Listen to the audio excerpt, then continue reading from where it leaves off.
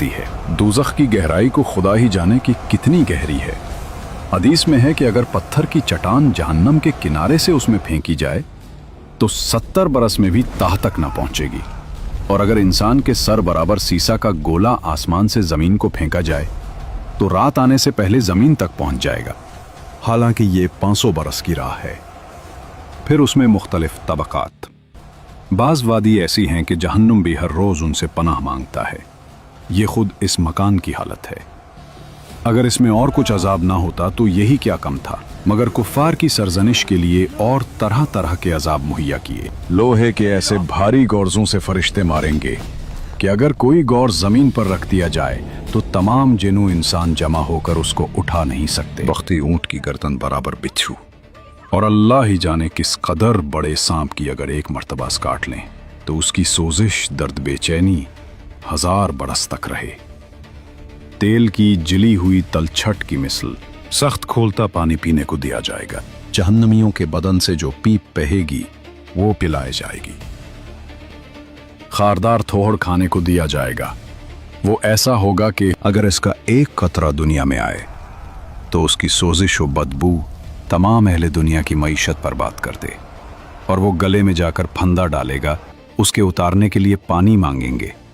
उनको वो घोलता पानी दिया जाएगा कि मुंह के करीब आते ही मुंह की सारी खाल गल कर उसमें गिर पड़ेगी और वो शोरबे की तरह बहकर कदमों की तरफ निकलेंगी।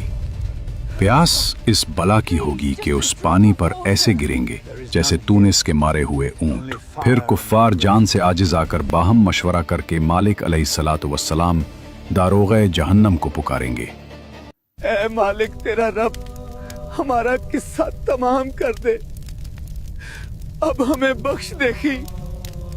मालिक 1000 बरस तक जवाब न देंगे।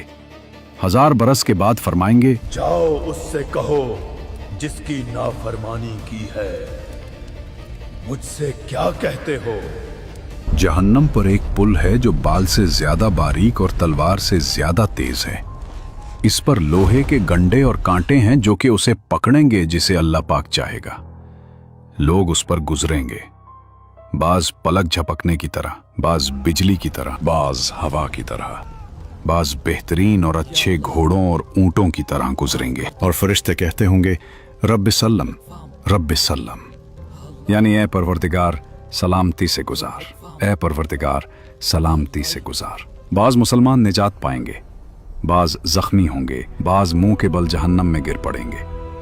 जन्नत में जाने का यही रास्ता है। सबसे पहले नबी सल्लल्लाहु ताला अलैहि वसल्लम गुजर फरमाएंगे, फिर और अंबिया और मुरसलीन, फिर ये उम्मत, फिर और उम्मतें गुजरेंगी।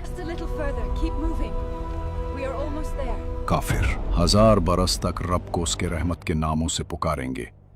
1000 बरस तक जवाब न देगा। उसके बाद फरमाएगा, दूर हो जाओ, जहन्नम में पड़े रहो, मुझसे बात ना करो। उस वक्त कुफ्फार हर किस्म की खैर से नाउम्मीद हो जाएंगे और गिधे की आवाज की तरह चिल्ला कर रोएंगे। इब्तिदा आंसू निकलेगा, जब आंसू खत्म हो जाएंगा तो खून के रोएंगे। रोते रोते गालों में खंदकों की मिसल गढ़े पड़ जाएंगे। रोने का खून और पीप इस कदर होगा कि अगर उसमें किश्तियां डाली जाए तो